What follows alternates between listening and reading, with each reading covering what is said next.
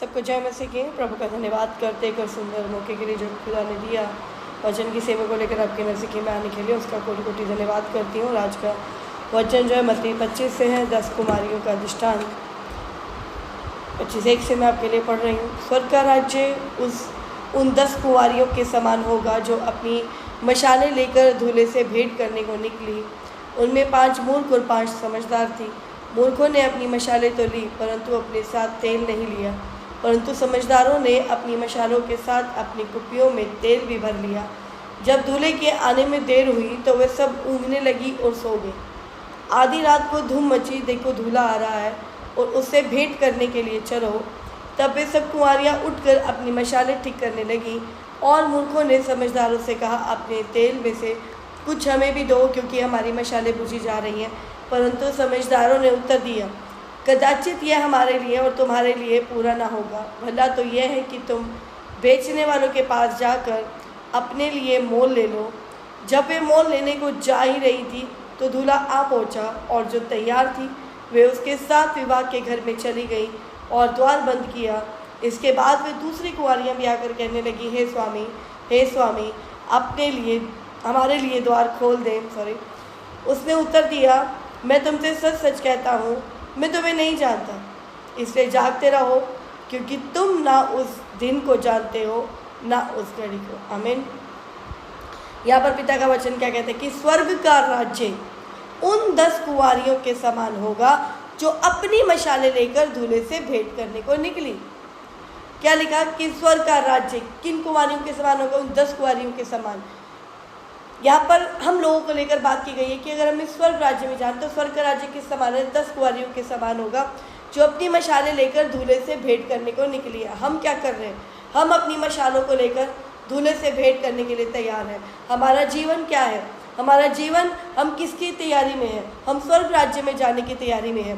तो वचन यहाँ पर 10 कुंवारियों का दृष्टांत बताता है, जिसमें 5 समझदार हैं और 5 जो है वो मूर्ख है। वो समझदार कौन है?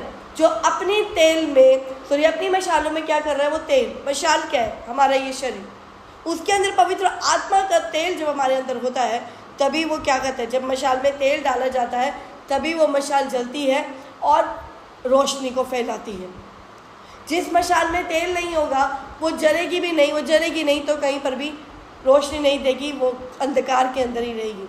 यहाँ पर 10 कुंवारियों का दृष्टांत बोला गया कि स्वर्ग का राज्य ऐसे 10 कुंवारियों के समान है जो दूल्हे से मिलने के लिए तैयारी में हो। हम किसकी तैयारी में? हम अपने दूल्हे से मिलने की तैयारी में। यीशु हमारा दूल्हा है और हम क्या कर रहे हैं? हम अपनी पवित्र आत्मा में, अपनी मशाल में पवित्र आत्मा को भर रहे हैं, ताकि क्या हो? हम उस मशाल को जब जलाए तो रोशनी हो और हम अपने स्वर्ग राज्य में क्या करें? प्रवेश करने वाले बने। जब ये मशालें जलती हैं तो जीवन में ज्योति आती है, लोगों के जीवन में उजियाला आता है। कहता है उनमें 5 मूर्ख और 5 समझदार थी। मूर्खों ने अपनी मशालें तो ली, परंतु अपने साथ तेल नहीं लिया। ये उन लोगों के बारे में बात की गई है जो जाना तो चाहते हैं स्वर्ग में, तैयारी तो कर रहे हैं स्वर्ग की, लेकिन उनकी मशालों में तेल ही नहीं है। वो अपनी मशालों में तेल लेकर ही नहीं चल रहे।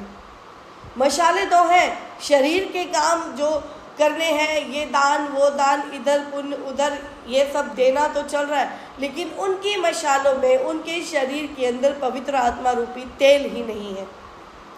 क्योंकि जब पवित्र आत्मा का तेल अंदर जाता है, वो तेल जब हमारे अंदर जाता है तो वो क्या करता है? वो हमें भी प्रकाशमान करता है और सामने को भी प्रकाशमान करता है। वो लोग स्वर्ग राज्य के लिए तो तैयार हो रहे हैं, लेकिन पवित्र आत्मा का चाल चलन उनके अंदर नहीं है। वो चाल चलन नहीं है। वो उन 5 मूर्खों के समान है जो दान पुण्य कर रहे हैं, उधर गालियां दे रहे हैं, उधर बाकी सब काम चल रहा है, उधर व्यभिचार भी चल रहा है। उधर मैं कई बार देखी हूँ कि जा रहे होते हैं पूजा पाठ के लिए, कोई लोग पूजा कर रहे हैं तो फ़ोन भी, अगर मैं अपनी बात करूं, जब प्रभु में नहीं थी तो दिवाली की जो पूजा होती है या और भी पूजा होती है तो पंडितों को बुलाया जाता है। तो जब वो आते प्रार्थना कर रहे हैं, अब वो उधर से फ़ोन बज रहा है, इधर मंत्र पढ़ रहे हैं, उधर फ़ोन बजा रहे हैं, फ़ोन पे बात कर रहे हैं, क्या बात कर रहे हैं, फिर फ़ोन काट रहे हैं, फिर पूजा कर रहे हैं, फिर प्रार्थना, फिर फ़ोन को उठा दे रहे हैं। तो एक मन से तो प्रार्थना नहीं कर रहे ना वो हमारे लिए। वो साथ में गालियाँ भी दे रहे हैं, सब कुछ करते हैं। तो ये सब चीज़ें क्या है? क्या ऐसा करके हम लोग स्वर्ग में जा पाएंगे? क्या ये स्वर्ग में जाने की तैयारी है? अगर हम एक मन से प्रार्थना ना करें, वचन में बताता है अगर तुम एक मन से प्रार्थना करते हो तो ही तुम्हारी प्रार्थना स्वर्ग से उत्तर हाँ और आमीन में होती है। हम जिसके थ्रू हम किसी को बुला रहे हैं, अभी हमारे घर में परेशानी है, प्रॉब्लम है, आप हमारे लिए प्रार्थनाएं करो, अगर हमारे घर में आप पूजा पाठ करो या कुछ भी करो तो हमारे जीवन जो है सुधर जाए। लेकिन पूजा पाठ करने वाला ही बंदा गालियाँ दे रहा है, वही फ़ोन उठा रहा है, कभी इधर ध्यान तो कभी उधर ध्यान, आप उसको पूरी दक्षिणा ना दो तो जो जिससे आप अपने उद्धार के लिए बुलाकर लेकर आए वही गालियाँ देना शुरू कर देते हैं कि आपने इतने की बात करी थी जी, आपने इतना नहीं दिया जी। तो ये सब क्या है? तो पूजा पाठ भी बिक रही हैं, प्रभु की आशीषें भी बिक रही हैं, क्योंकि मुंह से मांगा जाता है इतनी दक्षिणा, इतना ये सब हमारा खर्चा होगा जी, ये होगा जी, वो होगा जी। तो ये सब क्या है? हम अपने मनों को धोखा दे रहे हैं कि हम बुला तो रहे हैं लेकिन वो एक मन से प्रार्थना ही नहीं कर रहा। पहली बात तो हमें पता नहीं चलता वो संस्कृत में बोल क्या जाते हैं, क्या बोल गए, वो अच्छा बोल गया हमारे लिए कि बुरा बोल गए हैं, क्या समझे?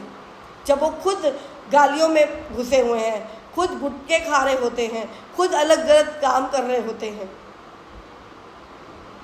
तो कैसे हमारे लिए कुछ अच्छी चीज़ों की कामना कर सकते हैं? हम कैसे विश्वास करें कि उनकी प्रार्थनाओं के द्वारा हमारा जीवन बदल जाएगा? जैसी संगत हो वैसी रंगत, जैसी संगत वैसी रंगत। अगर हमें स्वर्ग में जाना है तो हमारी तैयारी कैसे होनी चाहिए? हमारा जीवन, हमारा चाल चलन पवित्र आत्मा से भरा हुआ होना चाहिए। और पवित्र आत्मा ना गाली देता है, ना गुटखा खाता है, ना शराब पीता है, ना तम्बाकू खाता है, ना ही वो एडल्ट्रियाँ करता है, ना ही वो पैसों का लालची होता है, क्योंकि पवित्र आत्मा को इस संसार से कोई मतलब ही नहीं होता। वो अगर प्रेम करता है तो अपने स्वर्गीय पिता से प्रेम करता है, वो उसी की ओर हमें भी लेकर जाता है। उस संसार की सारी अभिलाषाओं से, सारी कहते ना इच्छाओं से हमें पार कर देता है, हमें एक संतुष्टि का जीवन जीने को सिखाता है पाखरू। वो कहते तुम्हें इस जगह जहाँ पर जो मिले तो ठीक है, ना मिले तो भी संतुष्ट रहे।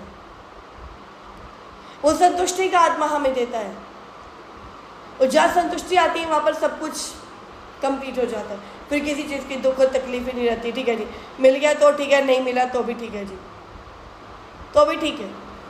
अब मेरी काम वाली कई बार कहती कि दीदी यहाँ पर ये प्रॉब्लम हो रही है, घर में ये प्रॉब्लम है, छोड़ना पड़े, अब तो रैप्चर में जाने का समय आ रहा है, अब इसको क्या देखना, खुदा देखेगा। अब तो अपने असली घर की चिंता करने की ज़रूरत है कि हमारा ऊपर का असली घर कैसा बनेगा। यहाँ की दीवारों में, यहाँ के कहते हैं चौखटों में तो दीमक वगैरह भी लग जाती है, ख़राब हो जाती, सुंदरताएँ बिगड़ जाती हैं घर की। कितने भी बढ़िया से बढ़िया घर बना लो, सीलन आ जाती है, तो वो क्या है, कितना भी कुछ कर लो उसमें तिगड़मबाजियाँ होती रहती है। लेकिन अपने हमें चिंता करनी है, हमें इस घर की नहीं चिंता करनी है, हमें अपने असली घर की जहाँ हमें मिलना है, जिसके लिए हम तैयारी करें। इसलिए बोले कि स्वर्ग का राज्य उन 10 कुंवारियों के समान है, जो 5, जिसमें 5 मूर्ख और 5 समझदार हैं। जो समझदार है वो परमेश्वर की आज्ञाओं को फॉलो कर रही हैं, वो पवित्र आत्मा से भरकर अपने जीवन को जी रहे हैं। वो जैसा चाहता है प्रभु का आत्मा वैसे ही वो काम कर रहे हैं, वैसे ही वो काम कर रहे हैं। और जगह जगह मसीहों को सताया जा रहा है, जगह जगह उनको टॉर्चर किया जा रहा है कि आप मसीह का नाम क्यों लेते हैं। लेकिन मैं अगर अपनी बात करूं, मैं जब प्रभु में नहीं थी, मैं मुसलमान के यहाँ भी जाती थी, कहते ना मुसलमानों की यहाँ भी गई, सरदारों की गुरुद्वारे भी मैं गई, हर जगह जाती थी। तब कोई कुछ नहीं, किसी ने कुछ बोला कि धर्म बदल लिया या कुछ भी बदल लिया। ना जाने क्यों जब बाइबल हाथ में आती तो लोग बोलते थे कि तुमने धर्म बदल दिया।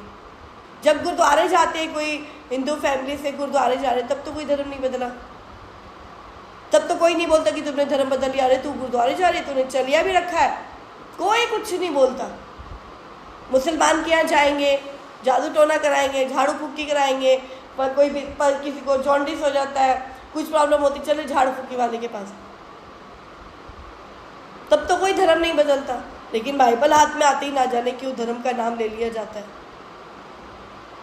ना जाने क्यों धर्म का नाम ले लिया जाता है। वो तो हमें तैयार कर रहा है, ये बाइबल तो हमें तैयार कर रही है स्वर्ग ले जाने के लिए। क्योंकि जो ये इजराइल के युद्ध हो रहे हैं या जो भी चीज़ें हैं ऑलरेडी बाइबल के अंदर मेंशन है। और उसको बहुत अच्छे से क्लियर किया है प्रभु के महादास सचिन क्लाइव जी ने। आप उनकी यूट्यूब पे सर्च करें वीडियो, जो अभी हमास इजराइल के युद्ध के बारे में, अंतिम दिनों के बारे में उन्होंने इन्फॉर्मेशन भेजी है। आप उन्हें देख के आपको समझ में आएगा कि जो चीज़ बाइबल में लिखी है वर्ड टू वर्ड क्या हो रहा है, वो पूरा हो रहा है, वो पूरा होता जा रहा है।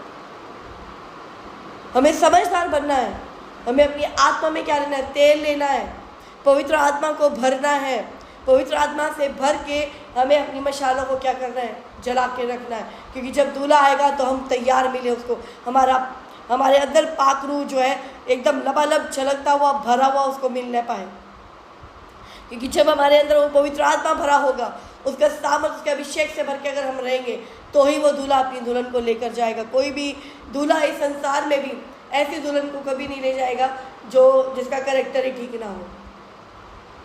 कोई भी लड़का ऐसी लड़की को पसंद नहीं करेगा जो तू तड़ाक करती हो, जो गालियाँ देती हो, जो ये सब काम करती हो। तो परमेश्वर है, वो अपनी दुल्हनों को लेने के लिए आ रहा है। रैप्चर वो घटना है जिसमें उसकी दुल्हनों को वो लेने आएगा, उठा ले जाएगा। वो पलक झपकते ही सब लोग जो मसीह लोग हैं, जो विश्वास में चल रहे इस समय, वो पलक झपकते ही बदल जाएंगे और ऊपर बादलों में उठा लिए जाएंगे। वो इवेंट कभी भी किसी भी पल होने पर है, किसी भी पल होने पर जो दुल्हन उसके लिए तैयार मिलेगी, दूल्हा उसको ले जाएगा। बाकी अगर मूल सिर्फ यही करते रहेंगे कि ये कर लिया, वो कर लिया, ये पुण्य कर दिया, उसको ये गिफ्ट दे दिया, उसको ये दान दे दिया, ये कर दिया, लेकिन जब सच में जब दिन आएगा तो ये चीज़ें काम नहीं आएंगी। काम आएगा हमारा पवित्र आत्मा से भरा हुआ जीवन, क्योंकि पवित्र आत्मा से भरे रहेंगे तो ही काम बनेगा, अदरवाइज कुछ भी नहीं होने का। क्योंकि लिखा है कि आधी रात को धूम मची, देखो दूल्हा आ रहा है, उससे भेंट करने के लिए चलो। तब वे सब कुंवारियाँ उठकर अपनी मशालें ठीक करने लगी और मूर्खों ने समझदारों से कहा, अपने तेल में से मुझे कुछ हमें भी दो, क्योंकि हमारी मशालें बुझी जा रही हैं। परंतु समझदारों ने उत्तर दिया, कदाचित यह हमारे और तुम्हारे लिए पूरी ना हो, भला हो कि तुम बेचने वाले के पास जाकर अपने लिए मोल ले लो। एंड टाइम में अगर हमें भटकना फिरे, चाहे बात वो रैप्चर की हो, चाहे वो बात मैं कहती हूँ एंड टाइम, अपने ज़िंदगी के आखिरी पल की, लोग क्या करते हैं? जो समझदार है वो पूरी ज़िंदगी पवित्र आत्मा के अकॉर्डिंग चलते हैं, लेकिन जो मूर्ख है वो क्या करते हैं? एंड टाइम में जब इंसान मर रहा होता है, जब लगता है आखिरी प्राण निकलने पर है, और ये उसके हाथ से दान करा दो जी, ये उसके हाथ से दान करा दो जी, ये उसके हाथ से दान करा दो, ये दान करा दो, वो गौए दान कर दो जी, यही दान कर दो। उससे क्या फ़ायदा होगा? जीते जी गालियों से जीवन निकला, जीते जी व्यभिचार से जीवन निकला, जीते जी गलत चीज़ों से जीवन निकला। एंड टाइम में जब उनकी सांसें निकल रही है, आप कितने भी दान करा दो, उससे क्या फ़र्क पड़ेगा? उससे क्या फ़र्क पड़ेगा? कोई फ़र्क नहीं पड़ेगा। न्याय जो है उनके जीते जी के चाल चलन से होता है। मरने के बाद कितने भी पिंडदान करा दो, कुछ भी कर लो, न्याय उससे नहीं होगा कि किसने बड़े पूजा पाठ कराए, किसने बड़े वो पिंडदान कराए उनके लिए, किसने उन्होंने वो सारी चीज़ों को किया है, उससे कोई फर्क नहीं पड़ेगा। अगर ऐसा ही हो तो फिर हर एक इंसान, मतलब फिर तो स्वर्ग पैसों वाला का ही हो गया। जिनके पास पैसा है वो सब अच्छे से पिंडदान भी करेंगे, मरने वाले के बाद सब कुछ करेंगे। जिसके पास पैसा ही नहीं है तो वो काय का पिंडदान कराएगा? तो कैसे क्या कराएगा? मतलब वो अभी भी नरक का जीवन जी रहा तो बाद में भी नरक का जीवन जिएगा क्या? नहीं, क्योंकि हमारा जो न्याय है वो हमारे कामों के हिसाब से है। काम क्या?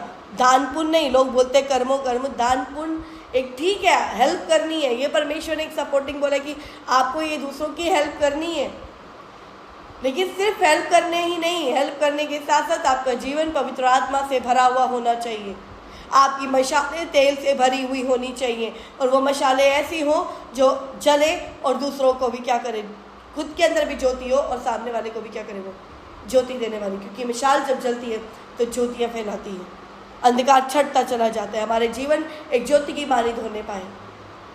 उन समझदार कुंवारियों की तरह बने जिन्होंने तेल अपने लिए हुए थे, तेल लिए हुए थे। और जब उनका कहते ना कि जब वो दूल्हा आया, या मैं कहूँ कि एंड टाइम जब आया, तो ऐसे लोग क्या करते हैं, वो जानते हैं कि पवित्र आत्मा से भरा हुआ जीवन जिए, तो वो एंड टाइम में भी प्रार्थना के द्वारा ही अपने प्राणों को कोशिश करते हैं कि प्रार्थना ही करें, उनके मुंह पर सिर्फ यीशु का नाम ही रहता है। और जब ऐसे प्राण निकलते हैं तो वो सीधा कहाँ जाते हैं? खुदा के पास, खुदा के पास, क्योंकि यीशु ने हमें ऐसा ही सिखाया, ऐसा ही सिखाया। वो बोलते हैं समझदार कुंवारी बने जिनके अंदर तेल हो। ऐसे ना बने कि पूरी ज़िंदगी तो अपनी अय्याशी और लालसा और अभिलाषा को पूरा करता हुआ जीवन जिया और एंड टाइम में आकर याद आ रहा है अब तो सांस निकलने पर है, अब तो पता नहीं कहाँ जाएंगे, भाई तो फटाफट दान पुण्य करा ले हमारे हाथ से। वो कहता है ऐसा नहीं होगा। 12वीं आयत में कहता है, उसने उत्तर दिया, मैं तुमसे सच सच कहता हूँ, मैं तुम्हें नहीं जानता। उन मूर्खों ने क्या किया? दरवाजे खटखटाने कि प्रभु खोल खोल खोल खोल खोल, मुझे स्वर्ग आना है। प्रभु कहते मैं नहीं जानता, तुम्हारे पास समय था इस पृथ्वी पर, तुम्हें अपनी कुप्पी में तेल भरने चाहिए थे, तुमने उस समय तेल नहीं भरे। अब स्वर्ग के दरवाजे बंद हो गया, मैं तुम्हारे लिए नहीं खोलता, मैं तुम्हें नहीं जानता। कहते इसलिए जागते रहो। जागते रहो का मतलब क्या? लिटरल आंखों से जागना नहीं, जागते रहो, आत्मा में जागते रहो। हर समय आपकी आत्मा उस परमेश्वर से कनेक्ट रहने पाए, हर समय उसको निहारने वाली बने। आपका शरीर कुछ भी काम करे लेकिन आत्मा उसके साथ कनेक्ट रहने पाए। कहते क्योंकि तुम ना उस दिन को जानते हो और ना उस घड़ी को। कहते तुम उस दिन और ना उस घड़ी को जानते हो कब तुम्हारा आखिर प्राण निकलेगा, या मैं कहूँ कब रैप्चर होगा, यीशु मसीह जब जो इवेंट होना है कि वो लेने जाएगा, लेने के लिए आएगा। कोई भी नहीं जानता हमारा आखिरी पल, हमारा आखिरी लम्हा कब होगा। तो जब तक जी रहे हैं, जब तक सांसें हैं, उस समझदार कुंवारियों की तरह बने, अपने अंदर तेल भरे, अपनी मशालों के अंदर तेल को भरे। मूर्खों की तरह ना बने जो लास्ट में ये भी कर लो वो भी कर लो, उसका कोई फ़ायदा नहीं होगा, कोई फ़ायदा नहीं होगा। प्रभु आपको इस वचन के द्वारा बहुत इसे ब्लेस करे। और बस यही प्रार्थना चाहती हूँ कि जीवन जो है सबके पवित्र आत्मा से भरे हुए समझदार कुंवारियों वाले जीवन को जिए, कि अपने आप को अपनी आत्मा में, आप कहते हैं अपनी मशालों के अंदर अपने उस पवित्र आत्मा के तेल को लबालब भर के रखें। जब आपका जीवन पवित्र आत्मा से भरा हुआ अच्छा लगता हुआ होगा कि और लोग भी उसमें बदलते चले जाएंगे, उसकी रोशनी में प्रकाशमान होते चले जाएंगे, अंधकार छटते चले जाएंगे। इस प्रभु से यही दुआ है कि आप लोगों को मशाले बनाए, तेल से लबालब भरी हुई समझदार कुंवारियों की मानित आपको जीवन जीना सिखाएं। मूर्खों की नहीं, जो मूर्खों ने तैयारी तो की लेकिन एंड में भागे, तो एंड में भागने वालों को कुछ नहीं मिलता है, वो सिर्फ यहीं के यहीं रह जाते हैं। तो ऐसा ना बने, अपने लिए, आत्मा के लिए जागते रहें, समझदार बने, समझदार बने कि क्या सही है और क्या गलत है। ना मेरे कहने पर ना किसी और के कहने पर चले। आप सुने और समझे और अपनी आत्मा से पूछे कि आपकी आत्मा आपसे क्या कहती है। क्या आपकी आत्मा इन बातों के लिए एग्री करती है जो यहाँ बताई गई है? क्या ये बातें सही है कि नहीं है? अगर आपको लगता है सही है तो खुदा आप पर अनुग्रह करें और आपको सही जीवन जीने के लिए रास्ता दिखाए, रास्ता दिखाए। तो प्रभु आपको इस वचन के द्वारा बहुत ऐसे आशीष दे, सबको जय मिल सके।